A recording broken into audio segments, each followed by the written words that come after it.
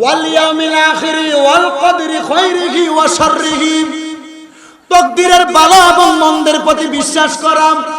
আপনি লাখ টাকার মালিক, আপনি মনে করবেন না আপনাকে আল্লাহ তাআলাই কিন্তু ভালো রাখছেন, আপনি নিজে হন নাই। আবার কে গরিব মানুষ নৌকা চালায়া ভাত খায়, আপনি মনে করবেন না আপনি গরিব মানুষ, আল্লাহ আপনাকে গরিব করে রাখছেন বিধায় আপনি এমন।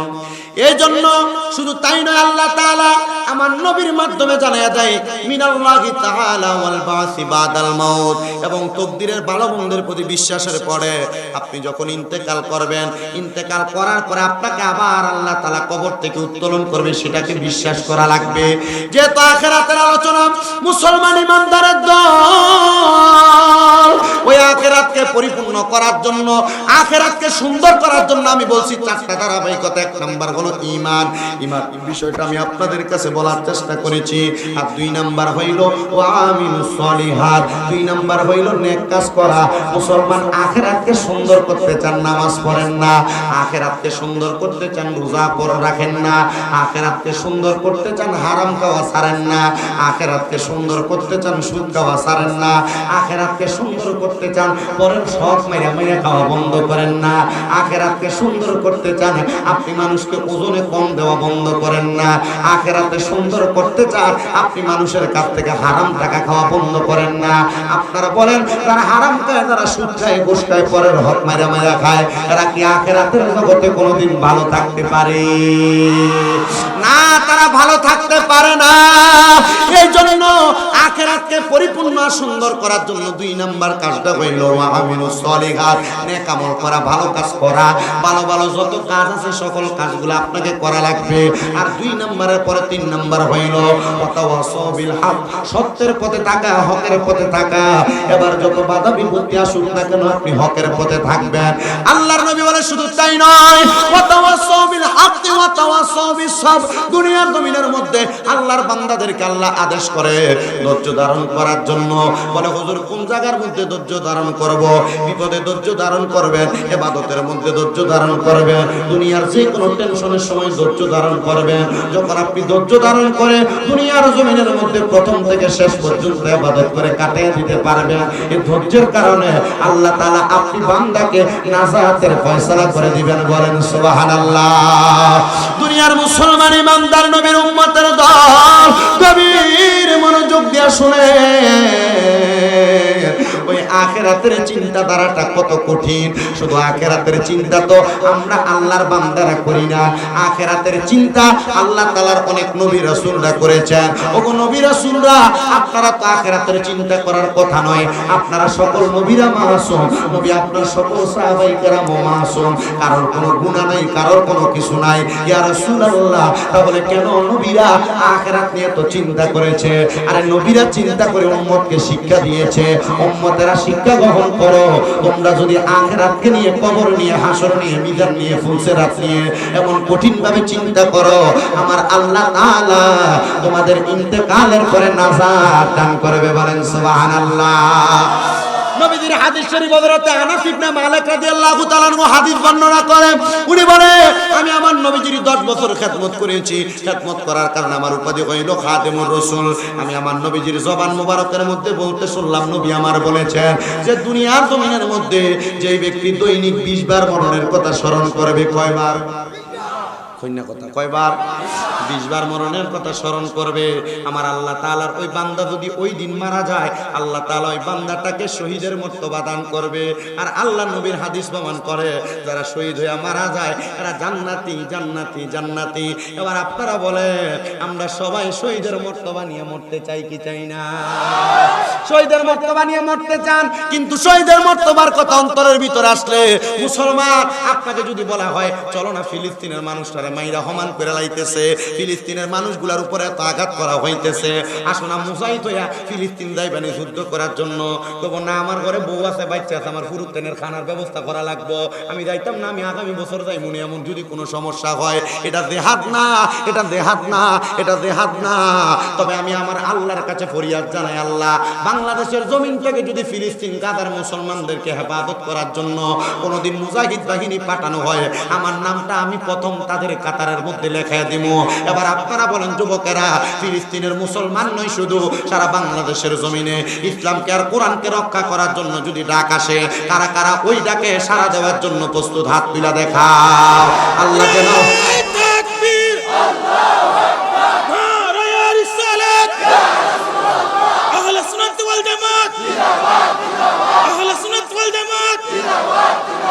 ইসলামের শত্রুরা, ইসলামের শত্রুরা, নামাজ পড়া যেমন ভাবে ফরজ, রোজা রাখা যেমন ভাবে ফরজ, জিহাদ করো তেমন ভাবে ফরজ। তবে ডাকটা যখন আসবে ঠিক টাইমে জিহাদ করা ফরজ। কিন্তু মুসলমান আখিরাতের চিন্তা করো, জিহাদের চিন্তা তার অন্তরে একটুও নাই। এজন্য একটা কথা মনে রাখবা, মুসলমানের অন্তরে ঈমানি চেতনাটা যদি পরিপূর্ণ থাকে, আখিরাতের ভয় যদি পরিপূর্ণ থাকে, সেই ব্যক্তি কোনোদিন তার জীবনের ভয় করে না, জানের ভয় করে না, মালের ভয় করে না, ইজ্জতের ভয় করে না, সম্মানের ভয় করে না। কেন আমি এই কথাটা বললাম? মনোযোগ দিয়ে শুনবা মুসলমান ও নবীর উম্মতের দলেরা, আখিরাতের চিন্তা আমরা যেমন করি, আমাদের চাইতে অন্যান্য নবীরও ঠিক তেমন ভাবে করেছে। নবীদেরকে জিজ্ঞাসা করা হয়েছে, আপনারা কেন আখিরাতের চিন্তা করেন? ওনারা বলছেন, আমার উম্মতদেরকে শিক্ষা দেওয়ার জন্য। উম্মত এমন ভাবে আখিরাতের চিন্তা করলে আল্লাহ তোমার জান্নাত দিব, নাজাত দিব, নাজাত দিব। এবার বলেন, আখিরাতের চিন্তা তার অন্তরে রাইখা আমরা সবাই নাজাত প্রাপ্তদের অন্তর্ভুক্ত হইতে চাই কি চাই না? আল্লাহ তাআলা কোরআনে বলে, ইয়া আইয়ুহাল্লাযীনা আমানু তাকুল্লাহা ওয়াল তানজুর নাফসুম মা কদ্দামাত লিগাদিন ওয়াত্তাকুল্লাহা ইন্নাল্লাহা খাবীরুম বিমা তা'মালুন। কোন মুসল্লিকে ডাক দেয় না, মুসলমানকে ডাক দেয় না, হুজুরকে ডাক দেয় না, সত্তার মেম্বারদেরকে ডাক দেয় না। আল্লাহ তাআলা বলে, ইয়া আইয়ুহাল্লাযীনা আমানু, হে যারা ঈমানদার, ইত্তাকুল্লাহ, আল্লাহকে ভয় করো। আল্লাহ বলেন, ওয়াল তানজুর, তোমাদের প্রত্যেকের তাকানো উচিত, নজর করা উচিত, দেখা উচিত। নাফসুম মা কদ্দামাত লিগাদ, তোমাদের পূর্ববর্তীদেরকে তাকে প্রেরণ করা হয়েছে, অগ্নি প্রেরণ করা হয়েছে, তোমরা তোমাদের জন্য কি প্রেরণ করেছো? আল্লাহ বলতেছেন, ইত্তাকুল্লাহ, তোমরা আল্লাহকে ভয় করো। ইন্নাল্লাহা খাবীরুম বিমা তা'মালুন, আমার আল্লাহ তাআলা নিশ্চয়ই নিশ্চয়ই তোমাদের অন্তরের খবর সম্পর্ক অবহিত। এবার আপনারা বলেন, একই আয়াতের মধ্যে আল্লাহ দুইবার বললেন আল্লাহকে ভয় করার জন্য। কারা কারা আল্লাহকে ভয় করেন? ডান হাত তুলে আমার আল্লাহরে দেখায় দেন। কোনো তাকবীর দেন না। আল্লাহরে ভয় করি তো আমরা? হাত নামান।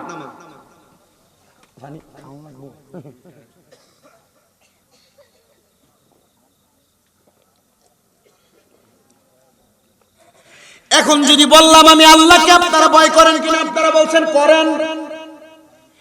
এবার আমি জানতে চাই, আল্লাহকে যারা ভয় করে তারা কোনোদিন নামাজ ছাড়েনি? ছাড়ে? ধরা খাইবেন একটু পরে। দেখেন এখানে যারা আছেন, মনে করেন না যে ওয়াজের ধারাবাহিকতা এনে আজকে এলেছে আখিরাত আলোচনা। এটা কঠিন বিষয়, বড় কঠিন বিষয়। এই ওয়াজে আমি নিজে ধরা খাই মাঝে মাঝে, এ ওয়াজে আমি হুজুরে নিজে ধরা খাই মাঝে মাঝে। চিন্তা করি, আল্লাহ যে জায়গায় এই কথা কইলো, আমার তো মাঝে মাঝে এই সমস্যাটা হয়। হয়তো মাঝে মাঝে গাড়িতে থাকলে নামাজের ওয়াক্ত চলে যায়, টেরও পাই না, তাড়াহুড়োর কারণে দৌড়ে চলে যাওয়া লাগে। কথা বুঝতে পারছেন? তা আমরা হুজুররা যে এত বালাইরা মনে করেন না। আল্লাহর নবী কইছে, উলামাহুম শাররুম মান তাহতা আদামিস সামাই মিন ইনদিহিম তাখরুজুল ফিতনাতি। কিয়ামতের আগে দুনিয়াতে সবচেয়ে নিকৃষ্ট বা আলেমরা কেন? যে এদের মধ্য থেকে ফিতনা তৈরি হইব। কারণ কি? ফিতনাটা আমার থেকে তৈরি হইতেছে। আল্লাহ যেন আমাদেরকে সহজ সরল পথ দান করে, জোরে পড়ে না আমিন। তাহলে বলেন, আপনারা সবাই আল্লাহকে ভয় করেন কি করেন না? কারা কারা করেন? সোজা করে আল্লাহরে দুইটা হাত তুলে দেখায় দেন, আল্লাহ কবুল করো, কোন আমিন। হাত নামান। তাহলে যারা আল্লাহরে ভয় করে তারা কোনোদিন নামাজ ছাড়েনি? যারা আল্লাহরে ভয় করে তারা কোনোদিন রোজা ভাঙেনি? যারা আল্লাহরে ভয় করে তারা কোনোদিন সুদ খায়নি? যারা কোনোদিন আল্লাহরে ভয় করে তারা কোনোদিন পরের হক মেরে খায়নি? যারা কোনোদিন আল্লাহরে ভয় করে তারা কোনোদিন তাদের বউরে, মাইয়ারে, দিরে, ফুতের বউরে পর্দা ছাড়েনি?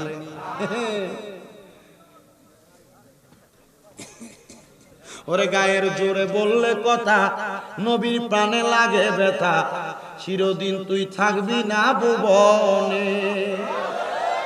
হাই রে চিরদিন তুই থাকবি না ভুবনে।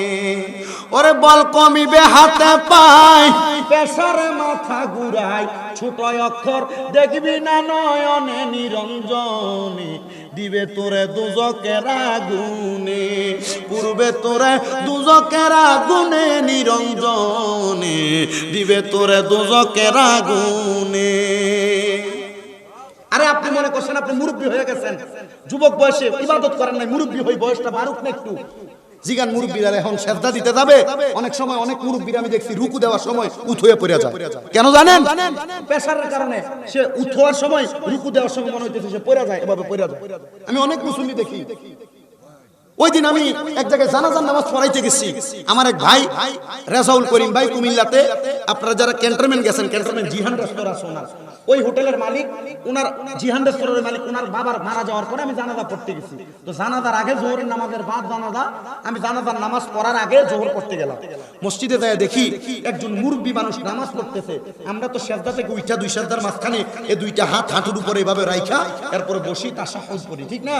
কিন্তু ওই মুরব্বীকে দেখলাম এই দুইটা হাত এখানে রাখতে পারে না, তার হাঁটুটাকে হাঁটু গেরাইয়া, আমরা যেন আটটা দিয়া বই বলি, হাঁটু গেরাইয়া একটা হাত দিয়ে ধরে রেখে এক হাত এখানে দিয়া রাখছে। আমি চিন্তা করলাম মুরব্বী বুড়া হয়ে গেছো, এখন কষ্ট করে আইছো নামাজ পড়তে, কিন্তু আল্লাহর নবী কইছে ইয়াং বয়সে যুবক বয়সে ইবাদত করলে এই ইবাদতের পাওয়ার আরো বেশি থাকে। জোরে বলেন ঠিক কিনা? তা আপনি ইবাদতটা কি করতেছেন? ওয়াজের ধারাবাহিকতা একটা সেকেন্ড আর একটা মিনিট লাগে না, ঠান্ডা করে দেয়। কিন্তু একটা কথা মনে রাখেন, আপনি যদি আখিরাতকে ভয় করেন, আখিরাতের কথা অন্তরে আসে, আপনি নামাজ ছাড়তে পারেন না। আখিরাতের কথা অন্তরে থাকলে রোজা ছাড়তে পারেন না। আখিরাতের কথা স্মরণ থাকলে মানুষের হক মেরে খাইতে পারেন না। আখিরাতের কথা মনে থাকলে সুদ খাইতে পারেন না। আখিরাতের কথা মনে থাকলে ঘুষ খাইতে পারেন না। আখিরাতের কথা মনে থাকলে হারাম খাইতে পারেন না।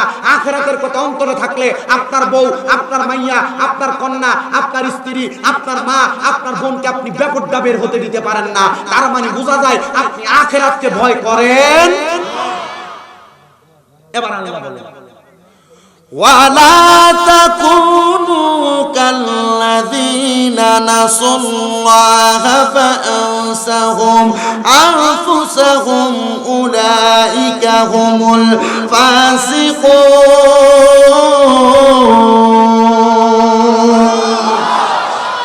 আল্লাহু আকবার কইতে ডরাও না। আল্লাহ কি বলছে মনোযোগ দিয়ে শুনে। ও আস্ত জিকির আজকার করে অনেক সময় ব্যয় করছি না, একটু মনোযোগ দিয়ে একটু এই সময়টা একটু শোনা যায় যে আল্লাহ তাআলা কি বলে। আল্লাহ তাআলা বলেন, আপনার কষ্ট হইতো না তো?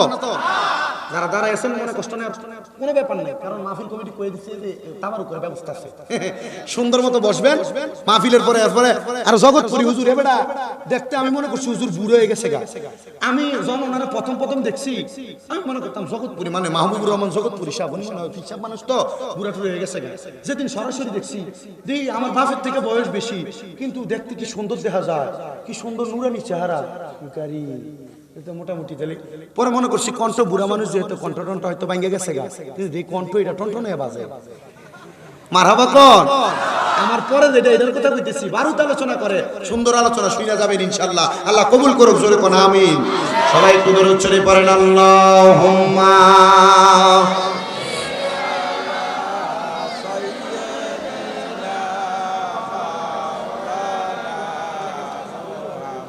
ওয়ালা আলি সাইয়্যিদিনা।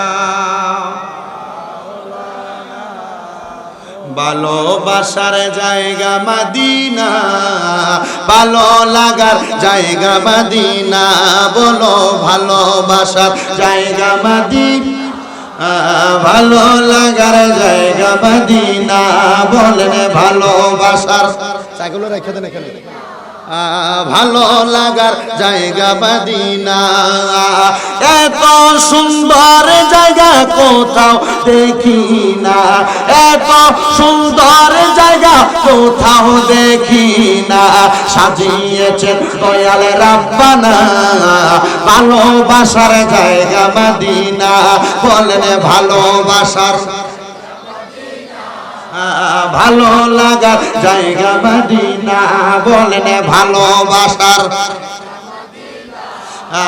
ভালো লাগার জায়গা মদিনা শরীফ দয়ার খাজিনা, মদিনা শরীফ দয়ার খাজিনা, আশিকে ছাড়া অন্য বোঝে না, ভালোবাসার জায়গা মদিনা, বলেন ভালোবাসার জোরে ভালো লাগার জায়গা মদিনা, বলেন ভালোবাসার ভালো লাগার এত সুন্দর জায়গা কোথাও দেখি না, এত সুন্দর জায়গা কোথাও দেখি না, সাজিয়েছেন আল্লাহ রাব্বানা, সাজিয়েছেন দয়াল রাব্বানা, ভালোবাসার জায়গা মদিনা, বলেন ভালোবাসার ভালো লাগার ও মুসলমান,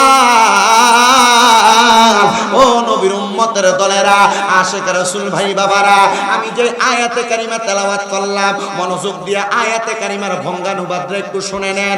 আমার আল্লাহ তাআলা কোরআনুল কারীমের মধ্যে বলেন, ওয়ালা তাকুনু, তোমরা তাদের মতো হইও না, কাল্লাযিনা যাহারা নাসুল্লাহ, আল্লাহকে ভুলে বসেছে, আল্লাহকে ভুলে গিয়েছে।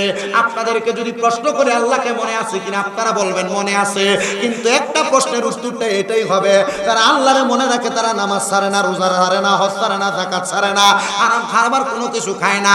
আল্লাহ কয় এরা আমারে মনে রাখছে, এরা এটা এদের মুখের কথা, কিন্তু এটা এদের অন্তরের কথা নয়। ওগো আল্লাহ, আল্লাহ কেন এটা তাদের মুখের কথা, অন্তরের কথা নয়? আল্লাহ কয় ফাআনসাহুম আনফুসাহুম, আমি আল্লাহ এদেরকে ভুলে রাখছি, বিপদে ফালাইয়া রাখছে। আনফুসাহুম, এরা নিজের কথা নিজেরা ভুলে গেছে। ও আল্লাহ, তারা কারা? আপনার কাছে আমরা জানতে চাই। আল্লাহ কয় উলাইকা হুমুল ফাসিকুন, এদের পরিচয় হইল এরা ফাসিক, এদের পরিচয় হইল এরা ফাসিক। আপনি মনে করছেন আপনি মুখে মুখে মুসলমান দাবি করেন, নামাজ পড়েন না, মুখে মুখে মুসলমান দাবি করেন, কবরকে ভয় করেন না। হে আমার ফিরিজপুর এবং আবানপুর এলাকার পর্দার অন্তরালের মা বোনেরা, যারা যারা মাইকের আওয়াজ শুনতেছেন, আপনারা মনোযোগ দিয়ে শুনবেন গো মা বোনেরা। আমি আপনাদের মতো একটা গর্ভের মায়ের সন্তান। আমার মা যেমন মা, আপনিও তেমন মা। আমার মা যেমন আমাকে জন্ম দিয়েছে, আপনিও সন্তান জন্ম দিয়েছেন। আপনি যদি চান আপনার সন্তানটাকে নামাজি বানাইতে পারবেন, আপনার সন্তানটাকে আখিরাতের পাগল বানাইতে পারবেন, আপনার সন্তানকে আল্লাহ রাসূলের পথে চালাইতে পারবেন। আপনি একটু শাসন করলে, একটু সন্তানকে বুঝাইয়া বললে, দেখবেন আপনার সন্তানটা আখিরাতের পথের মধ্যে চলে গেছে। ও হুজুর, আখিরাতের পথ বলা আমি কেমনে হব? আমার তো জানতে বড় ইচ্ছা হয়। আল্লাহ তাআলার একজন পয়গম্বর হযরতে জাকারিয়া আলাইহিস সালাতু ওয়াস সালামের নাম আপনারা এখন শুনেন নাই? জাকারিয়া নবীর নাম শুনছেন তো আপনারা? কথা বলেন, শুনছেন তো আপনারা? শুনছেন তো আপনারা? ওই হযরতে জাকারিয়া আলাইহিস সালাতু ওয়াস সালামের জীবনী থেকে আমি আল্লাহ তাআলা হযরতে জাকারিয়া পয়গম্বরকে অনেক দিন পরে একজন সন্তান দান করছে, অনেক দিন পরে দান করছেন, অনেক দিন পরে দান করছেন। কিন্তু হযরত জাকারিয়া আলাইহিস সালাতু ওয়াস সালামের সন্তান নামটা কোন তো কেউ আছেন নাকি বলবে? হ্যাঁ, ইয়াহিয়া। হ্যাঁ, কে কইছিলা? ইয়াহিয়া আলাইহিস সালাম। মাশাআল্লাহ, ধন্যবাদ। হ্যাঁ, এটি ওয়াজ মনে রাখে, ওয়াজ শুনা। হযরত জাকারিয়া নবীর সন্তান নাম ইয়াহিয়া আলাইহিস সালাতু ওয়াস সালাম। ওই হযরত ইয়াহিয়া আলাইহিস সালাতু ওয়াস সালামের জন্মের অনেক বড় ঘটনা, সেখানে আমি যাচ্ছি না। হযরত ইয়াহিয়া আলাইহিস সালাতু ওয়াস সালামের বয়স যখন 7 থেকে 8 বছর, কেউ বলেন 9 বছর বয়স। হযরত জাকারিয়া পয়গম্বর অনেক বছর পরে একটা সন্তান পাইছেন। মায়া কি কম না বেশি? মায়া কম না বেশি? সন্তান এমনি তো হয় না, অনেক দিন পরে হইছে। এই সন্তানের মায়া অনেক বেশি। হযরত জাকারিয়া নবী 8 বছর 9 বছরের মাথায় হযরত ইয়াহিয়া পয়গম্বরকে খুঁজে পাচ্ছেন না। না পাইয়া হযরত জাকারিয়া নবী যে ইবাদত খানার মধ্যে ইবাদত করেন, সেখান থেকে ঘরের মধ্যে থেকে বের হইয়া দেখতেছেন হযরত ইয়াহিয়া নবী নাই। তালাশ করতেছেন হযরত ইয়াহিয়া পয়গম্বর কোথায়, ওনারে খুঁজে পাওয়া যাচ্ছে না। আরে জাকারিয়া নবী জঙ্গলে তালাশ করে, পাহাড়ের গুহার মধ্যে তালাশ করে, সম্পূর্ণ এলাকা তালাশ করে, কোন জায়গার মধ্যে পায় না। 3 দিন, কেউ বলে 7 দিন, কেউ বলে 14 দিন, হযরত ইয়াহিয়া পয়গম্বরকে খুঁজে পাচ্ছেন না। ও মুসলমান, নবীর উম্মতের দলেরা মনোযোগ দিয়া শোনো। এবার হযরতে ইয়াহিয়া আলাইহিস সালাতু ওয়াস সালামকে যখন খুঁজে না পায়, জাকারিয়া নবী চিন্তা করলেন, আমার সন্তান আমি খুঁজে পাই না, আমি তালাশ করতে গেলাম। আরে আমার আল্লাহ তাআলা তো আমার অন্তরের খবর জানে, আমি আমার ইবাদতখানার মধ্যে যে আল্লাহর ইবাদত করি, যদি আমার আল্লাহ আমার মনের খবর জানে নাই, তাকে আমার ফুতের আবার আমার কাছে ফিরিয়ে দিব। সুবহানাল্লাহ কইলেন না? হযরত জাকারিয়া পয়গম্বর উনি ওনার ইবাদতখানার মধ্যে প্রবেশ করে দেখতেছেন ওনার সন্তান ওই ইবাদতখানার মধ্যে সিজদায় পড়ে আছে। বয়স মাত্র 8 থেকে, জোরে কোন না, 8 থেকে 9 বছর বয়স। জাকারিয়া নবী কি রে, আমার ছেলে তুই মসজিদের ভিতরে, আমার যে ইবাদতখানা এখানে ইবাদত করতেছে, আর আমি তার পুরো এলাকা তালাশ করে খুঁজে পাই না।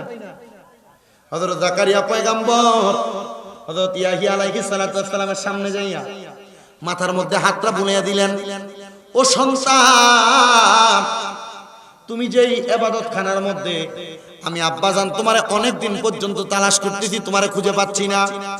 বাবারে, এই জায়গার মধ্যে তুমি একা একা কি করো? ও আব্বা, আমি কান্না করি, আপনি কি দেখেন না? দেখতেছে ছোট বাচ্চা 8 থেকে 9 বছর, চোখে পানি টপ টপ টপ টপ করে পড়ে। বয়স কত? আর আপনার ফুতের 8 বছর বয়স। এ মোবাইল ছাড়া কিছু বোঝে না। কথা কই না কেন? বাচ্চার 8-9 বছর বয়স, এ মোবাইল ছাড়া কিছু বোঝে না। টিভি রিমোটে এমন ভাবে চায়, টিভির দিকে চায় মনে যে এটা 18 বছরের পুরে না, একবারে পরিচিত মানুষ। ঠিক না? আর আল্লাহ তাআলার পয়গম্বর হযরতে জাকারিয়া আলাইহিস সালাতু ওয়াস সালাম ইবাদতখানার মধ্যে যাইয়া সন্তানকে পাইয়া ডাক দিয়া বলতেছে, বাবা, এই ইবাদতখানার মধ্যে তুমি ইবাদত করো, আমি তোমারে তালাশ করতেছি, তুমি যে ইবাদত করতেছো বাবা, তুমি বলো না, তুমি কেন কান্না করতেছো আল্লাহর কাছে? হযরতে জাকারিয়া আলাইহিস সালাতু ওয়াস সালামের সন্তান 8-9 বছরের বাচ্চা হযরতে ইয়াহিয়া আলাইহিস সালাতু ওয়াস সালাম ডাক দিয়া কয়, বাবা জাকারিয়া নবী গো, ও আমার আব্বাজান, আমি এই জায়গায় কি করি একটু শুনেন গো বাবা, আমি আপনার সন্তান, এই কথা আপনি মানেন? বলে হ্যাঁ মানি। আব্বাজান, আপনি একদিন আসরের নামাজের পরবর্তী সময় একদিন এই ইবাদতখানার মধ্যে ইবাদত করতেছিলেন? বলে হ্যাঁ। ও আব্বাজান, এই ইবাদতখানার মধ্যে যখন আপনি ইবাদত করতেছিলেন, আপনি যখন কান্না করতেছিলেন, আমি সন্তানের বয়স তখন মাত্র 8-7 বছর, আমি আপনি বাবার কাছে এসে প্রশ্ন করছি, ও আব্বাজান, আপনি কেন ইবাদতখানার মধ্যে কান্দেন? আপনি বাবা আমার একটা উত্তর দিছিলেন। ফুতে 7 বছর বয়সে বাপরে দেখছে ইবাদতখানায় কান্দে। কয় বছর বয়স? আর 9 বছর বয়সে বাপে ফুতে রাইয়া দেখে ইবাদতখানায়। তো চিন্তা করেন, ফুতে ছোটবেলায় বাপের যেটা দেখছে, প্রাপ্তবয়স্ক হওয়ার পর সে এই কাজটাই করছে। আপনি যদি আপনার বউয়ের সামনে, আপনার ছেলের সামনে বউরে পিটান, ফুতে বড় হয়ে আপনার বউরে গাইলো দিবেন। আপনি যদি আপনার ফুতের সামনে মসজিদের নামাজের টাইমে সিগারেটের ফুটকি ফুক লাগে টানেন, তা আপনার ফুতো এটা 9-10 বছর হইলে এটা সিগারেটে খেলো। কথা বলেন না কেন? আপনি যদি আপনার বউরে আপনার ফুতের সামনে গালাগালি করেন ছোটবেলা, তো এই ফুতে বড় হওয়ার পরে সেম কাজ করবে। তার মানে বোঝা যায় জাতের দ্বারা যেটা খেতেন নারাও এইটা। আপনি জাত যদি ঠিক রাখতে পারেন, এই সন্তান ঠিক থাকবে। আপনার কর্ম যদি ঠিক হয়, সন্তান ঠিক হবে। কথা কয় না কেন? এই যে আমার মুরব্বী বাবারা এখানে বসে আছেন, ওনারা ওনাদের সন্তানদেরকে কষ্ট করে মানুষ করছেন। জিগান এমনও সময় গেছে, এ কোন রকম ভাত লবণ দিয়ে মিশমিশা ভাত খেয়ে সন্তান মানুষ করছে। আল্লাহ পাক চাইলে ওনাদেরকে এখন অনেক ভালো রাখছেন না?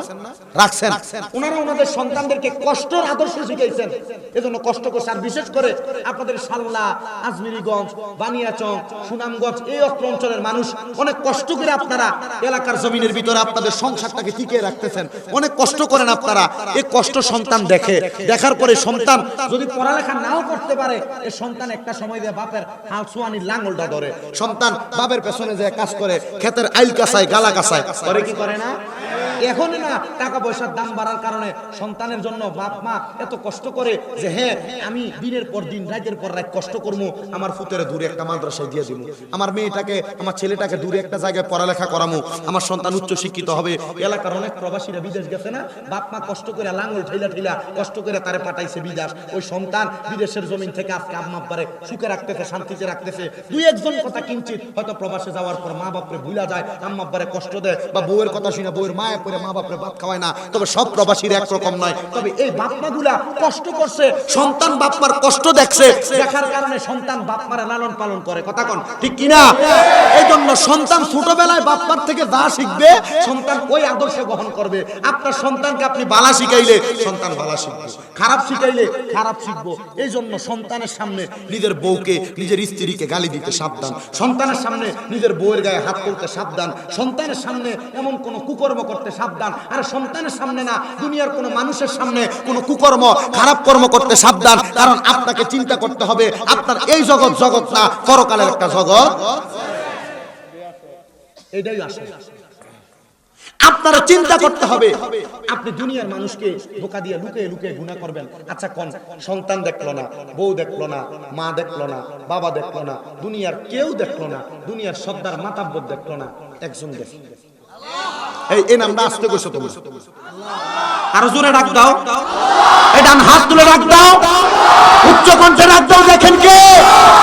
এজন্য সমাজের মধ্যে যারা সুদ খান ঘুষ খান পরের সম্পদ মেরে খান মানুষকে ব্যভিচার করে খান সাবধান হয়ে যান। দুনিয়ার কেউ আপনাকে ডাক দিবে না। মনে করছেন লাঠির জোরের কারণে আপনারা ডাক দেয় না, জি না, লাঠির জোরের কাছে দুনিয়ার মানুষ যদি ডাক না দেয়, ইন্না বাতশা রাব্বিকা লাশাদীদ, নিশ্চয় আল্লাহর দ্বারা শক্ত ধরা, আল্লাহর মায়ের দুনিয়ার ভাই। এজন্য যারা গুনার কাম করে এরা নিয়ে আপনার আফসোস করার দরকার নাই, আপনি ইবাদত করুন, ঠিক আছে না? হ্যাঁ আমি তেল আনছি না ভাই, আমার গাড়িরও গ্যাস শেষ হয়ে গেছে, গাড়িতে আমার তেল লাগবে বাড়তি, দিবাই নেই বাবা। মাশাআল্লাহ, আল্লাহ কবুল করতো। ইয়া আল্লাহ, অত আসছি না আমিন, আরো জোরে কই না আমিন। মুহাম্মতের আওয়াজে জোরে জোরে, তোমরা যারা দাঁড়ায় রয়েছো তোমাদের দোকানে আমি বুঝতে পারছি, তোমরা যে দুরূদ শরীফ আস্তে আস্তে পড়তা, তো যারা দাঁড়ায় রয়েছো জোরে জোরে দুরূদ শরীফ পড়ো। আল্লাহুম্মা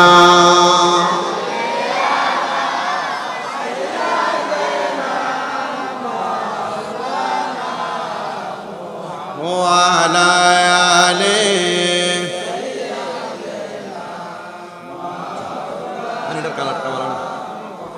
নবীজি আপনার প্রেমে পড়ে দুরূদ পড়ি সর্বদা, দেখা দেন গো দয়াল নবীজি, দেখতে আপনায় মনে চায়। আল্লাহুম্মা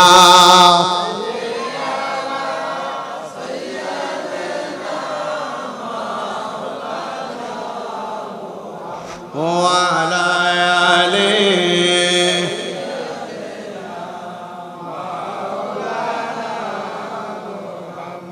ইয়াহিয়া পয়গম্বর কয়, আব্বা আমার বয়স যখন 7 বছর ছিল একই ইবাদত খানায় আমি দেখছি আপনি কান্না করেন আসরের পরবর্তী সময়। ও আব্বা, আব্বা আপনারে আমি প্রশ্ন করছিলাম আপনি কেন কান্না করেন? আপনি বাপ জাকারিয়া পয়গম্বর, আমি ফুতেরে জবাব দিছেন যে এই চোখের পানিগুলা আল্লাহ তাআলা এই হাসরের ময়দান এবং জান্নাতের দূরত্বের মাঝখানটা পার করার মাধ্যম হলো চোখের পানি।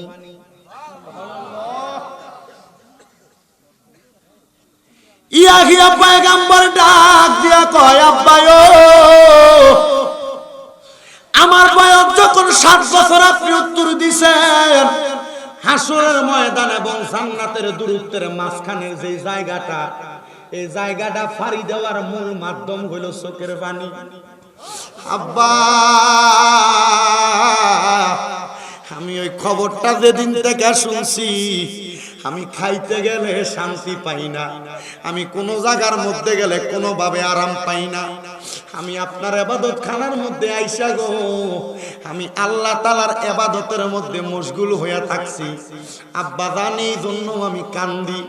কিতাব প্রমাণ করে আত-তাযকিরাতুল আম্বিয়া অথবা কোরআনের শ্রেষ্ঠ শ্রেষ্ঠ কাহিনী ঘটনার যে একটা কিতাব আছে, ওই কিতাবের মধ্যে লক্ষ্য করে দেখলাম এই ছোট 9 বছরের বাচ্চা ইয়াহিয়া নবীজির জবান মুবারকের মধ্যে এই কথাটা শুইনা হযরত ইয়াহিয়া আলাইহিস সালাতু ওয়াস সালামের বাবা জাকারিয়া পয়গম্বর ওনার চোখের সামনে মাথাটা চক্কর দিয়া মাটিতে পড়ে গেছে। হযরত জাকারিয়া নবী কয়, আমি মাথা চক্কর দিয়া মাটিতে পড়ার পরে আমি ওই চক্কর দিয়া পড়ার পরে আমি হঠাৎ করে স্বপ্নের মধ্যে দেখলাম রে আমার আল্লাহ ঘুমের ঘরে স্বপ্নে আমি ইয়াহিয়া জাকারিয়া পয়গম্বর রে জানিয়ে দেয়, জাকারিয়া নবী ও আপনার সন্তান হযরত ইয়াহিয়া আলাইহিস সালাতু ওয়াস সালাম শুধু আমি আল্লাহ তাআলার ভয়ে কান্না করার কারণে আমি আল্লাহ হযরত ইয়াহিয়া নবীরে নবুয়ত দান করছি। নবুয়ত 36 বছরে কেহ পায় না করি কানা, আবার 6 মাসেরও কানার দয়াল পাইতে 16 আনার দয়াল পাইতে 16 আনা। দয়াল যারে ইচ্ছা তারে দিয়া বসাও তৌহিদের মেলা, কন্যা যারে ইচ্ছা তারে দিয়া বসাও তৌহিদের মেলা। কেউ বুঝিতে পারে না রে মাবুদ মাওলার খেলা, আরে মাবুদ মাওলার খেলা। আরে জোর করিয়া বুঝতে গেলে তার গর্তে মরণ জ্বালা, কন্যা জোর করিয়া তার গর্তে মরণ জ্বালা। কেউ বুঝিতে পারে না রে পীর মুর্শিদের খেলা, আরে ওলি আল্লাহর খেলা, আরে মাবুদ মাওলার খেলা। জবান বন্ধ নাই, জোরে কোন আল্লাহু আকবার। এতদিন ফুদ দেয় না জাকারিয়া নবীরে, আর 9 বছরে নবুয়ত দান করে দিছে। সুবহানাল্লাহ কইলেন না? আর জোরে কইলেন না সুবহানাল্লাহ? শুধুমাত্র কি নাকি ও পর্দার অন্তরালের মা গুনাহ করছো থামো, যুবকেরা গুনাহ করছো থামো, মুরব্বীরা গুনাহ করছেন থামেন, লুকিয়ে লুকিয়ে গুনাহ করছো, পর্দার আড়ালে করছো, মা জানে না, বাপ জানে না, সন্তান জানে না, বন্ধু বান্ধব জানে না। ও মা বোনেরা, তোমার সন্তান জানে না, যদি গুনার খবর জানতো মা কইয়া পরিচয় দিত না। মুরব্বীরা চিন্তা করে দেখেন, আপনার গুনার খবর আপনার ফুটে জানলে বাপ কইয়া পরিচয় দিত না। গুনাহ করছেন শেষ। আল্লাহর কসম আমি একটা কথা এই জায়গার মধ্যে বইলা দিয়া যাই, আমারে মাহফিলে বিশেষ অতিথি বানাইছেন আপনারা। আমি শামীম দাদার গুনাহ যদি আপনারা দেখতেন, আল্লাহর কসম আমার মনে হয় মাহফিলের স্টেজে উঠাইবেন দূরের কথা, এলাকায় আসার আগে এলাকার মাথায় দেয়া দাঁড়াইতেন। এমন পাপী বান্দারে আমরা এলাকায় ঢুকতে দিতাম না। ওই মনিবের প্রশংসায় আল্লাহ, আমি গুনাহ করছি, অন্যায় করেছি, তুমি আমার গুনাহগুলারে গোপন করে রাখছো। যদি আমার গুনাহ মানুষ দেখতো, আমার এলাকার মধ্যে জায়গা দিত না। মাবুদ রে, ও দয়াল আল্লাহ, আমার গুনাহ যেহেতু গোপন করে রাখছো, আল্লাহ গোপনে গোপনে গুনাহগুলা মাফ করে দাও। কেন বললাম গুনাহ করছো থামো, আর গুনাহ করার সুযোগ নাই। যেহেতু গুনার কারণে মানুষ তোমার থুতু নিক্ষেপ করবে। তোমার গুনাহ যদি দেখতো, এলাকার কোনো মানুষ যদি চুরি করে রাস্তা দিয়ে হাইটা যায়, মানুষ তারে বালা মানুষ কয় না, কয় দেখলে চোর চলে যায়, কয় কি কয় না? ও মুসলমান, তোমার আমার ভাগ্য বড় ভালো, কপাল বড় ভালো। আল্লাহ তাআলা তোমার আমার গুনাহগুলা কপালে লেখা দেয় নাই। যদি লেখা দিত আমি মিথ্যাবাদী, যদি লেখা দিত আমি বেনামাজি, যদি লেখা দিত আমি সুফলখোর, যদি লেখা দিত আমি বদকার, আমি গুনাহকার, আমি সিয়াকার, আমি সবচাইতে নিকৃষ্ট বান্দা, মানুষ আমার এলাকার মধ্যে থাকতে দিত না।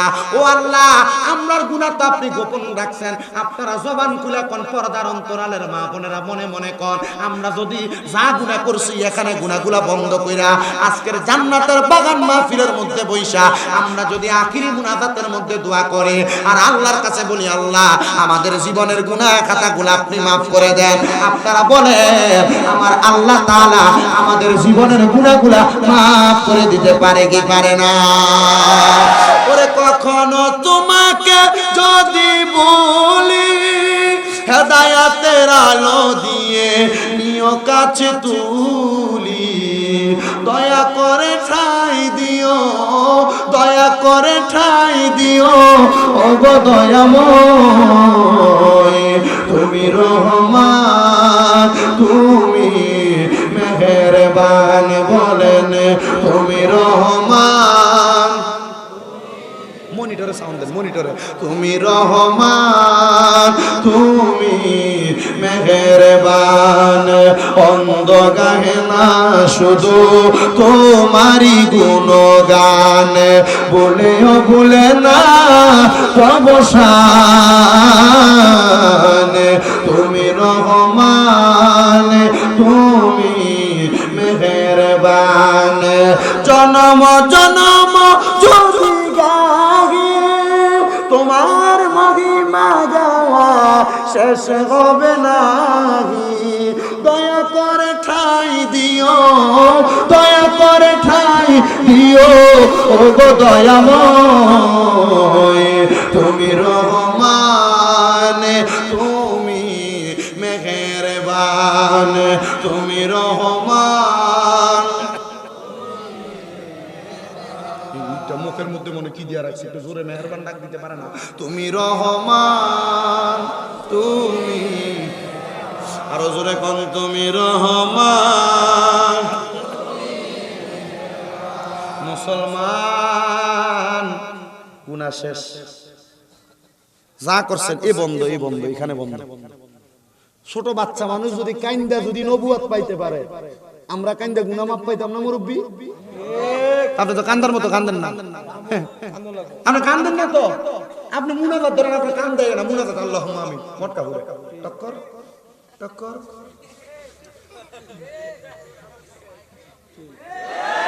কন্যা করে এ মুনাজাত ধরে, এর পাশে দিয়ে একটু দুষ্টমি করলে, দুষ্টমি করিস না ভাই, হয়নি? এটা মুনাজাতই শিখবি। তোমার দোয়ার ধরন নাই তো দোয়া কেমনে করা লাগবে তুমি ওটা জানো না। যদি জানতা তুমি ঠিক মতো দোয়া করতা। আপনার কান্দা আসবে কিভাবে? শোনেন, কান্না কখন আসে জানেন? আপনি ইবাদত করতে যান, মসজিদে যান, আপনি ইচ্ছা মতো ডাঁড়ে খাইয়া, এই যে সামনে সবে মেয়েরাজ আসতেছে, সবে বরাত আসতেছে, ইবাদত করেন না আপনারা? করেন কি না? যারা করে তারা করে, যারা করে না তারা করে না, তাদের বিষয়। ইবাদত করেন না? করেন। ইবাদত করতে যে যান মসজিদে, আপনি রাতের খানা ইচ্ছা মতো খাইয়া এরপর ইবাদত করবেন, ঠিক আছে না? মসজিদে যায় খাইয়া, খাইয়া না মসজিদে ইবাদত করবার জন্য যাইবেন, না খাইয়া যাবেন, না খাইয়া। তখন মনটা নরম থাকবো, ফেরে খিদা থাকবো, গুনার কথা মনে হইলে মনটা নরম হয়ে শরীরখানে টপ টপ টপ টপ করে পড়বে। আপনি আমি আজকে কইয়া দিয়ে গেছি, আজকে রাতে মাহফিল শেষ করে বাড়িতে দেয়া আমাদের মুসল্লা কাইন্দা দেখেন, এখনো তো খানা খাইছেন না, অনেকে বসে রয়েছেন। কারণ যেহেতু আমি 9টা 20 উঠে গেছি, 21 উঠে গেছি, তার মানে আপনারা খাইয়া দেয়া আর এসে বসছেন না, মাহফিলে আসছেন, ইবাদতের নিয়তে বসছেন। তবে এই কথা মনে রাখেন, আজকে রাতে দেয়া আমার কথাটা যে আপনি সাপ্লিমেন্ট হিসেবে গ্রহণ করে দেখেন। আপনি না খাইয়া আল্লাহর কাছে কান্নার চেষ্টা করেন, আল্লাহ জীবনে অনেক গুনাহ করছি, গোপনে করছি, লুকিয়ে করছি, আল্লাহ আমার গুনাহ মাফ করে, দেখবেন নিজে নিজে চোখের পানি পড়ে। আপনি তো পেট ফুরে এরপরে যান কান্নাল করার লাগে, মুনাজাত দরবার লাগে। মুনাজাত ইবাদত করার যে মাধ্যম আছে, ইচ্ছা মতো ডাঁড়ে খাইয়া এরপরে যাই ইবাদত করতে না, ডাঁড়ে খাইয়া না। আল্লাহর ওলিদের 3টা খাসিয়ত ছিল। কয়টা খাসিয়ত? কথা কোন, কয়টা খাসিয়ত? কম খাইতেন, কম কথা বলতেন, কম ঘুমাইতেন। কম খাইতেন, কম কথা বলতেন, কম ঘুমাইতেন। আমি কম ঘুমাইলে আমারে মাঝে মাঝে আমার লগে ঠিক, এই তুই ঘুমাস কা এত কম, কেমনে ওয়াজ করস, মোদি আয় কেমনে? আমি গারে আমার মতো মাথার টেনশন যদি তোরা লয়ে রাখতি তাহলে তোর আর ঘুমাইলো। আপনার দোয়ার বরকতে আমি ছোট মানুষের কুমিল্লা শহরে আমার 6টা মাদ্রাসা। আসতে কইছেন আপনারা, ওই জিগাইবেন আপনার এলাকায় কুমিল্লার কেউ থাকলে আপনারা জিগাইবেন যে বলে আসলে সত্য কিনা। কুমিল্লা শহরে 6টা মাদ্রাসার মধ্যে 2টা মহিলা মাদ্রাসা, একটাতে 375 জন ছাত্রছাত্রী, একটাতে। আমি মাহফিল করে আইসা ফজরের নামাজের আযান দেয়, নামাজ পড়ে আর পড়ে ঘুমাই। ঠিক 11টা, আমি আজকে আসার সময় আমার ড্রাইভারে গেছি 11:30-35 এর মধ্যে বা 45, 12টা উপরে গেল, এর মধ্যে আমি ঘুম থেকে সজাগ হয়ে যাই। বেশি ঘুম ঘুমাই না, কেন জানেন? কারণ এই বেশি ঘুম ঘুমাই অভ্যাস করলে যখন বুড়ো হয়ে যাবো তখন আর ওয়াজ করতে পারবো না, তখন শুধু ঘুম আর ঘুমাইবো, ঘুম আর ঘুমাইবো। ঠিক আছে না? আমার মতো বহু জুড়ারে দেখছি আমি, ব্যাটম্যান বড় হয়ে যায়। কেন জানেন? ওই যে না, তারা কষ্ট করছে, এটা তাদের দোষ না তো, এটা তাদের দোষ না। তারা যে কষ্ট করছে, কষ্টের কারণে খাবার ঘুম ঠিক মতো হয় না। মাঝে মাঝে আমার নিজের, এই দেখেন আমি যে এত কষ্ট করে কুমিল্লা থেকে আসছি, আমি চাইলে কি গাড়ির ভিতরে অনেকক্ষণ ঘুমাইতে পারতাম না? ঘুমাই নাই। পুরা পথে এভাবে ছিলাম, চেষ্টা করছি যে সন্ধ্যার বেলা একটু নাস্তা করে একটু মনে করছি গাড়িতে একটু ঘুমাবো, পারি না ঘুমাইতে, নরমালি চলে আসছে। কিন্তু এখন ওয়াজ করে নামার পর আমার খানাও মন চাইতো না, মন চাইবে ইচ্ছা মতো একটু আরামসে ঘুমাই। কিন্তু কি হবে, লাভ নেই। আগামীকালকে মাহফিল সেই দূর নরসিংদী, নরসিংদী কইলেও ভুল হইব, এটা একবারে ওই কুমিল্লার ওই দিক দিয়ে একবারে নবীনগরের কান্দা অনেক। তো যেই কথার মধ্যে ধারাবাহিকতা ছিলাম, আমরা তো এগুলা কন্ট্রোল করি। আমি আমার কর্মব্যস্ততায় কম ঘুমাই, আমি আমার কর্মব্যস্ততায় কম ঘুরাই, কিন্তু ওলি হওয়ার জন্য যে তিনটা খাসলত লাগবে, আল্লাহর খাস বান্দা হওয়ার জন্য, কামেলে মুকাম্মেল হওয়ার জন্য এই তিনটা খাসলত হইল কি?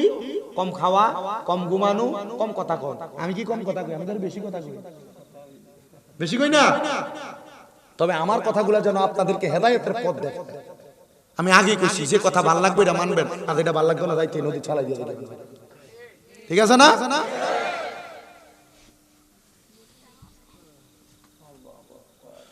আল্লাহ পাক রব্বুল আলামিনের আরেকজন বন্ধু যিনি আখিরাতকে বেশি ভয় পাইতেন, যার নাম হযরতে সাহল রাদিয়াল্লাহু তাআলা।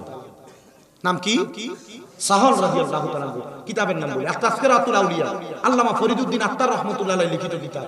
ওইখানে হযরত সাহল রাহমাতুল্লাহ আলাইহির জীবনী পড়তে আমি ঘটনাটা পাইলাম। হযরত সাহল রাহমাতুল্লাহ আলাইহি উনি বলেন, আমি দুনিয়াতে অনেক কর্ম করেছি, করার পর আমি সাহল রাহমাতুল্লাহ আলাইহি একদিন আমার একজন উস্তাদ আল্লামা রাজি রহমতুল্লাহ আলাইহির সামনে গেছি। নাম কি? আল্লামা রাজি রহমতুল্লাহ আলাইহি। আমি ওনার সামনে যাওয়ার পর উনি আমাকে বলছে, সাহাল, দুনিয়াতে তো তুমি অনেক কর্ম করলা, আচ্ছা তুমি আজকে আমার কাছে একটা দিন একটা রাত্র সময় দাও। একদিন, কথা কইন না, একদিন।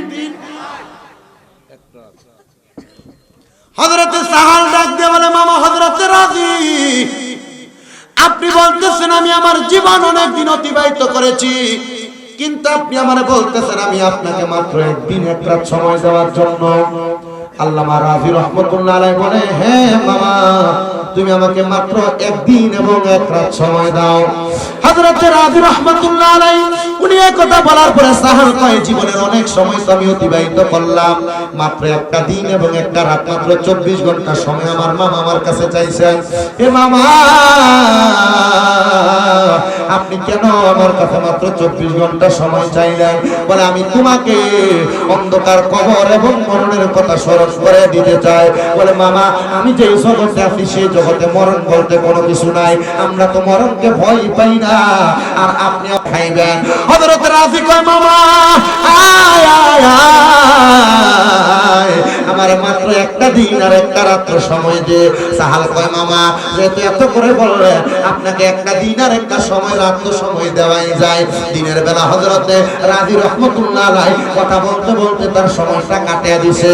এবার রাত্র বেলা যখন হয়ে গেছে, আল্লামা রাজি রহমাতুল্লাহ আলাইহি ওনার নামাজের মুসল্লাটা বিছাইয়া হযরতে সাহালকে নিয়া উনি একটা মুসল্লার মধ্যে সুন্দর করে বসে গেলেন। ওই মুসল্লার মধ্যে বৈশা ওই হযরতে সাহালকে ওযু বানাইয়া মুসল্লার মধ্যে বসাইয়া ডাক দিয়া কই, মনিব, আমার বাগিনা সাহাল আমার সামনে বসে আছে। আল্লাহ, তারে আমি কোন ইবাদত করতে বলি নাই, তবে আপনার কাছে আমি তাহাজ্জুদের নামাজ পড়ে পড়ে দোয়া করে, আল্লাহ তাআলা আপনি আমার বাগিনার অন্তরটাকে পরিবর্তন করে দেন। এই দোয়াটা অন্য কোনো দোয়া নয়, ইয়া মুকাল্লিবাল কুলুব সাব্বিত কলবি আলা দীনিকা। এই অন্তরের পরিবর্তনকারী আপনি আমাদের অন্তরকে দ্বীনের উপর পরিপূর্ণ পরিবর্তন করে দেন। জোরে বলেন সুবহানাল্লাহ। উনি বলছেন, আমি দোয়া করলাম, তাহাজ্জুদের নামাজ পড়ে দোয়া করার পরে ওই সাহাল আমার ডাক দিয়া কয়, মামা সারা রাত এমনি এমনি বৈশা থেকে আপনি চলেন, আপনার লগে আমি নামাজ পড়ি। এই লোক আজীবন খারাপ কর্মকাণ্ড করে বেড়াইছে। হযরতে সাহাল রাহমাতুল্লাহ আলাইহি কয়, মামা দিনটাও কাটাইলাম, রাতের কিছু অংশ কাটাইলাম, মামা ঠিক আছে, সারা রাত এমনি না কাটাইয়া ঘুম আসবে, আমি আপনার সাথে নামাজ পড়ে কাটাই, আপনার সাথে নামাজ পড়ে কাটাই। এই ভাই সাহেব, অনেক মুরব্বিরা আছেন, আপনারা দেখবেন বয়স হওয়ার কারণে আপনাদের ঘুম ফজরের অনেক আগে ভেঙে যায়। ভাঙে না মুরব্বি? অনেক আগে ফজরের। আমার এলাকার এক মুসল্লি, এবারে আমি সবসময় দেখতাম যখন আমি ছোট, মুরব্বি এখনো উনি বেঁচে আছেন, ওনারা মাঝে মাঝে দেখতাম রাতে 3টার দিকে আযান দিয়া, রাত্রে 3টার দিকে আজান দিল, ওই গরিব টাইম জানে না, এমন করছে ফজরের সময় ঘুম ভাঙছে আইয়া মসজিদে আজান দিলা। এমন হয় না মাঝে মাঝে এলাকাতে দেখবেন এমন হয়। তো এই মুরব্বীর আমি একদিন জিজ্ঞাসা, মুরব্বী আপনি আজান দিলাম, আপনি মূল কারণটা কি? কয় হুজুর ঘুমায় না। তো ঘুম যদি না আইয়া রাত্রবেলা কারণ ঘুমায় না, আপনি এখন একটা ভাইরাসে এই সোশ্যাল মিডিয়া মোবাইলের কারণে, আমি এই মোবাইলের খারাপ দিক বলতেছি, ভালো দিক বলতেছি না। মোবাইলের ভালো দিক আছে, কথা বলা যায়, যোগাযোগ করা যায়, সোশ্যাল মিডিয়ার মাধ্যমে ব্যবসা বাণিজ্য বিভিন্ন কিছু করা যায়, কিন্তু এই দম কাটার কারণে বেশিরভাগ মানুষের ভবিষ্যৎ কাঙ্গাল, অন্ধকার। বেশিরভাগ পোলাপানের পড়ালেখা অন্ধকার, ঠিক আছে না? আমার ছোট ভাইয়ের হাতে আমি এখনো পর্যন্ত টাচ মোবাইল দিই নাই। ওই আমার ভিডিও মানে তোকে এর দিয়ে কয়েকবার কয়েছি, ভাইয়ের একটু কন্যা তুমি মোবাইল একটা মোবাইল ফোন কিনা দে।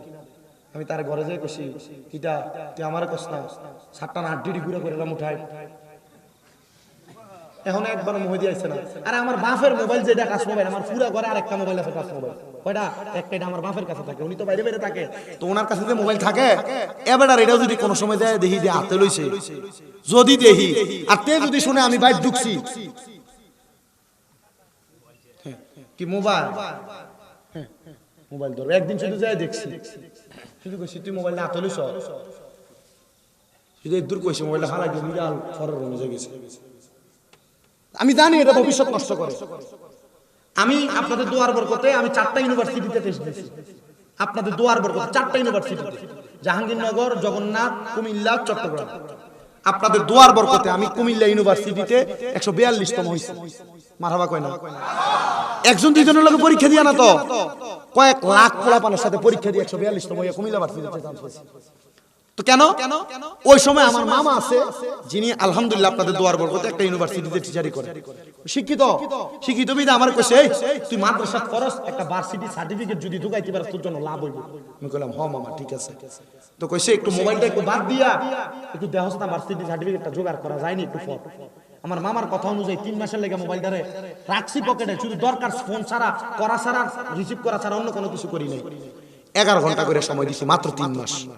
আল্লাহ রহমত, আল্লাহ কবুল করছে, ইউনিভার্সিটিতে চান্স পেয়েছি।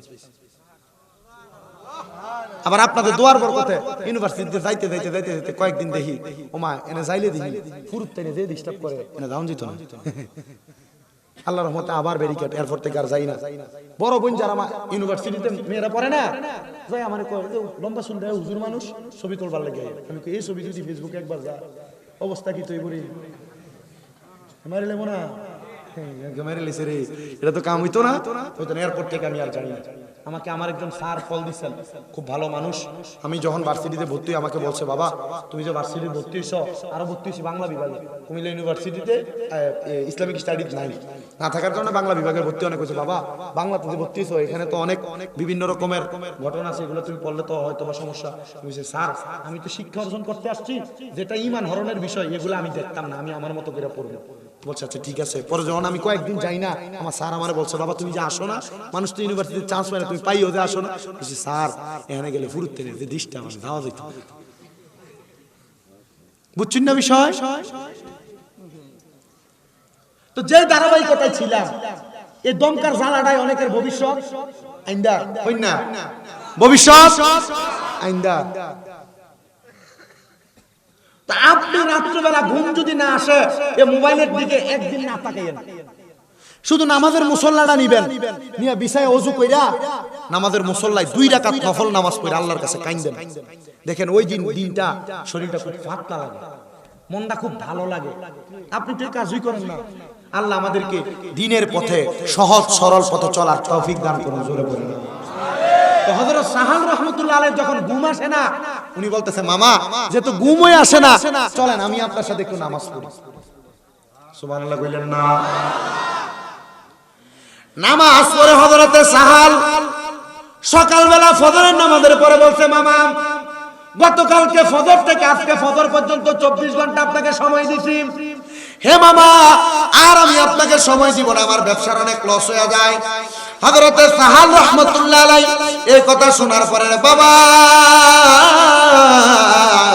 উনি ওনার মামার কাছ থেকে একদিন পরে ছুটি নিয়ে চলে গেছে, কিন্তু পরের দিন রাত্রবেলা ঘুমাইছে। পরের দিন রাত্রবেলা হযরত সাহাল আর ঘুমাইতে পারে না।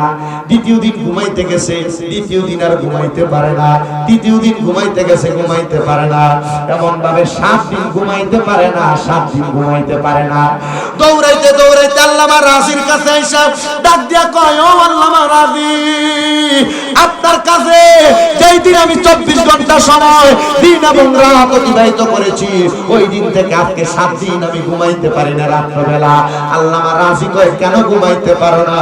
কয়, ঘুমাই সত্য কথা, আমি আমার চোখটা বন্ধ করলে আমি দেখতে পাই কত সুন্দর একটা জায়গার মধ্যে আমি আমার কপাল থেকে সেজদা দিতেছি, আর আমি পড়তেছি সুবহান রাব্বিয়াল আলা, সুবহান রাব্বিয়াল আলা, সুবহান রাব্বিয়াল আলা। জবান খুলে উচ্চ কণ্ঠে জোরে জোরে এখন আল্লাহু আকবার। হযরত রাজি তো বড় ব্যাপার, আল্লাহর ওলি। উনি বলে, মামা কয়দিন? আজকে বলে 7 দিন। বলে, তুমি যে 7 দিন পর্যন্ত এই স্বপ্নটা দেখতে পাও, তুমি কি 7 দিনে কাউকে জিজ্ঞাসা করো নাই তুমি কেন এই স্বপ্নটা দেখতে পাও? সাহাল ডাক দিয়া কয়, মামা একদিন দেখছি, 2 দিন দেখছি, 3 দিনের দিন যে জায়গায় সেজদা দিই ওই জায়গায় অনেককে আমি দেখার পরে জিজ্ঞাসা করলাম, আমি যে জায়গায় সেজদা দিতেছি এই জায়গাটা কি? ওই লোকগুলো আমারে বলছে এটা হইল আল্লাহ তাআলার আরশ ওয়াজিম, আমি নাকি আরশ ওয়াজিমের মধ্যে সেজদা প্রদান করতেছি। এবার আল্লামা রাজি তার মুখটা চাপ দিয়া কয়, সাহাল চুপ থাক, চুপ থাক, চুপ থাক, এই কথার কারোর কাছে বলবি না। বলে, মামা কেন?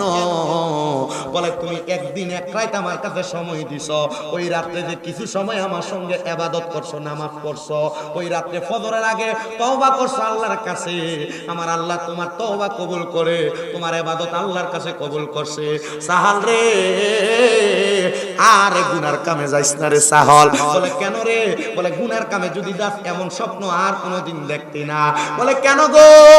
বলে, স্বপ্ন দেখার কারণ হইল আল্লাহ তাআলা তোকে ডাকতেছে, আল্লাহর পথে আয়, নবীর পথে আয়, হেদায়েতের পথে আয়। আপনারা বলে, আমরা যদি আমাদের জীবনকে পরিবর্তন করতে চাই, চোখের পানি ফেলায়া ফেলায়া একটা রাত্রে যদি আমার জীবনের গুনার কথা আল্লাহর কাছে স্মরণ করে করে বলি, আমার আল্লাহ এক রাত্রে আমাদেরকে হেদায়েত দিয়া সকল জীবনের গুনাহ মাফ করতে পারে কি পারে না? এক রাত্রের ইবাদত কবুল করে ফেলেছেন। কেমন কবুল শোনেন আরম। হযরত সাহাল বলে, আমার মামার কথা শুই না আমি আর খারাপ পথে যাই নাই, দুনিয়ার কর্মব্যস্ততায় সময় কাটাই নাই। হযরত সাহাল বলতেছে, জগৎবাসী শুনে নাও, শুনে নাও, আমি যখন যখন যখন আর দুনিয়ার কোনো কর্মব্যস্ততা করি না, আমার সম্পদের মায়া শেষ, সম্পদের মায়া শেষ। হযরত সাহাল কয়, আমি আমার জীবনে অনেক বাড়ি বানাইছি, অনেক সম্পদ বানাইছি, অনেক বেড়া বকরি উট বানাইছি। হযরত সাহাল কয়, আমি আমার হাতের মধ্যে অনেকগুলা কাগজ নিলাম। কি নিছে? হাতের মধ্যে অনেকগুলা কাগজ নিলাম। ওই কাগজগুলো আমি আমার হাতের মধ্যে নিয়ে ওই কাগজের মধ্যে আমি অনেক কিছু লিখলাম। একটা কাগজে লিখলাম বাড়ি, একটা কাগজে লিখলাম টাকা, একটা কাগজে লিখলাম স্বর্ণ মুদ্রা। আমি এমন ভাবে লিখতে লিখতে আমার সকল সম্পদের নাম কাগজের মধ্যে লিখছি। লেখার পরে রাত্রবেলা থেকে যখন সকাল হয়ে গেছে, পুরো এলাকার মানুষকে আমি ডাক দিছি, এলাকার মানুষ আমার বাড়ির সামনে আসো। এলাকার নাম কি? আজানপুর এবং ফিরোজপুরের মাহফিল নাকি? মনে করেন উনি ওনার জীবনকে পরিবর্তন করে ফেলছেন। উনি এখন একজনকে ভয় পায়, দুনিয়ার আশা করে না, করে কার আশা? আল্লাহ এবং তার রাসূলের আশা। উনি রাত্রবেলা দুইটা কাগজের ভিতরে, একটার ভিতরে লেখছে বাড়ি, একটার ভিতরে ক্ষেত, একটার ভিতরে নৌকার নাম, একটার ভিতরে তার একটা গাড়ি আছে গাড়ির নাম, একটার ভিতরে স্বর্ণের নাম, একটার ভিতরে টাকার নাম লেখছে। লেখা পুরা আজানপুরবাসীরে ডাক দিছে, এই আজানপুরবাসী এদিকে আসো। আইসা উনি ওনার সম্পদের এই কাগজগুলোর লটারির মতো কইরা বলছে, আমি আমার হাত থেকে কিছু কাগজ ফেলবো, তোমরা 6 জন মানুষ আমার সামনে আসবা, এই কাগজ 6 জনে 6টা কাগজ নিবা, কেউ 2টা কাগজ নিবা না। এই 6টা কাগজ নিয়া যার ভাগ্যে যেটা পড়বে তোমরা আমাকে বলবা। উনি ওনার হাতের কাগজগুলোকে এইভাবে তাদের সামনে দিয়ে দিচ্ছে। তো 6 জন মানুষ 6টা কাগজ দিছে, কারোর বাড়ি, কারোর গাড়ি, কারোর টাকা, কারোর স্বর্ণ মুদ্রা, কারোর ঘোড়া, কারোর বকরি। এই 6টা নেওয়ার পরে উনি বলছে, এগুলা তুমি সবার মাঝে বন্টন করে দাও। আল্লামা রাজি কো, বাদি না তো ভাগ হয়ে গেছো গা, কেন? বল তোমার তো সম্পদ সব দিলাও। হ কেড়ে দিলাও? বলে দেওয়ানের কারণ হইল আমি তো আমার মাওলার পাগল, এই সম্পদের পাগল হই নাই। আমি এখন এই সম্পদ ছেড়ে দিয়া আমার মাওলার রাস্তায় চলে যাচ্ছি। রাসূলে কইলেন না সুবহানাল্লাহ। আমার বন্ধুরা রে, আল্লামা সাহাল, হযরতে সাহাল রাহমাতুল্লাহ আলাইহি আল্লামা রাজিকে উত্তর দিয়া রওনা করলেন। যাইতে যাইতে যাইতে যাইতে দূর প্রান্তরে যখন চলে যাচ্ছে, হযরতে সাহাল কয় আমি আমার সাথে কোনো কিছু নিলাম না, শুধু আমি আমার দেহটা নিয়ে চলে গেলাম। আরে বাবা, দেহ এমনি যায় না, দেহের মধ্যে দেহ পরিচালনা করার জন্য কিছু নফস আছে, ওই নফসগুলা তার সাথে সাথে যায়। আল্লামা সাহাল কয় আমি রওনা করলাম আল্লাহর কাবা ঘরে যাওয়ার জন্য, যেন আমার দুনিয়ার সকল গুনাহগুলো আল্লাহ মাফ করে দেয়। আল্লাহর কাবা ঘরে ধরে ধরে বলবো, আর হাজরে আসওয়াদের মধ্যে চুম্বন করে করে বলবো, আল্লাহ আপনি আমার দুনিয়ার সকল গুনাহ মাফ করে দেন। হযরত সাহাল কয় আমি যখন অর্ধেক রাস্তায় গেলাম, আমার নফসের ভিতর থেকে ক্ষুধার জ্বালা আমাকে আক্রমণ করতেছে আর বলতেছে, ও সাহাল খানা কেন খাও না? তোমার পেটের মধ্যে এত ক্ষুধা, খাবার কেন খাও না? তোমার পেটের মধ্যে এত ক্ষুধা। আল্লাহ হযরতে সাহাল ডাক দিয়া কয় আমি কেন খানা খাই না? এর নফস আমি নিয়ত করেছি যতদিন পর্যন্ত আল্লাহর কাছ থেকে এলান আসবে, আল্লাহর কাছ থেকে খবর আসবে যে আমার সব গুনাহ মাফ করছে, আমি নিয়ত করেছি আর কোনোদিন আমি খাবার খাবো না।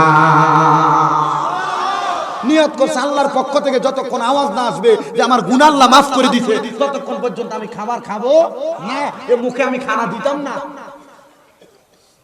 আল্লামা সাহাল, হযরতে সাহাল রাহমাতুল্লাহ আলাইহি বলে আমি আমার নফসের সঙ্গে কথা বলতেছি, নিজের সঙ্গে নিজে কথা বলতেছি, নিজের সঙ্গে নিজে কথা বলতেছি, আর আমি আমার নফসকে প্রশ্ন করতেছি, রে নফস, এ নফস আমার কাছে খানা চাও, আল্লাহর রাস্তায় আমার ওয়াদাটা পূরণ করতাম দেও।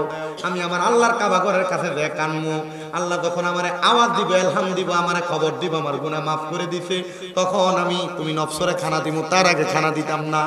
নফস কয় সাহল তুমি নিজে খানা খাইবা না, আমি নফসরে খানা দাও, তোমার কাছে আমি দুইটা জিনিস খাইতাম চাই। এক নাম্বার অল্প কয়েকটা রুটি, আর দুই নাম্বার সামান্য কিছু মাছ খাইতে চাই। কি কি কি? মাছ আর রুটি খাইতে চাই। এটা কি নফসরে? মাছ আর রুটি খাইতে চাই। আল্লামা সাহাল কয় আমার কাছে কোনো দিরহাম নাই। দিরহাম কি করছে? টাকা পয়সা কি করছে? সব দেলাইছে। আমি দিব আমি দিব আমি দিব দেবো দেবো দেবো না দেবো তাকবীর দিব, সব দেলাইছে। দেওয়ার পরে আল্লামা সাহাল ডাক দিয়া কয় শোনো ও জগৎবাসী, তোমরা শুনে নাও, আমার সকল সম্পদ আমি দান করে দিয়ে চলে আসছি। আসার পরে আমি সাহাল যখন এই আমার নফসের জন্য একটা রুটি আর সামান্য মাছের ব্যবস্থা আমি করতে পারি নাই, যখন আমি কোনো রুটি পাই নাই, যখন আমি কোনো মাছ খাইছা, আমি দিব আল্লাহ, আমি দিব। নারে তাকবীর, নারে রিসালাত, নারে গাউসিয়া, আহলে সুন্নাত ওয়াল জামাত, ফিরিজপুর আদানপুর হযরত ওমর রাদিয়াল্লাহু তাআলা আনহু একতা সমাজ কল্যাণ যুব সংগঠন, সুন্নি মহাসম্মেলন, মুফতি ডক্টর খাজা মাহবুবুর রহমান জগৎপুরী সাহেবের আগমন।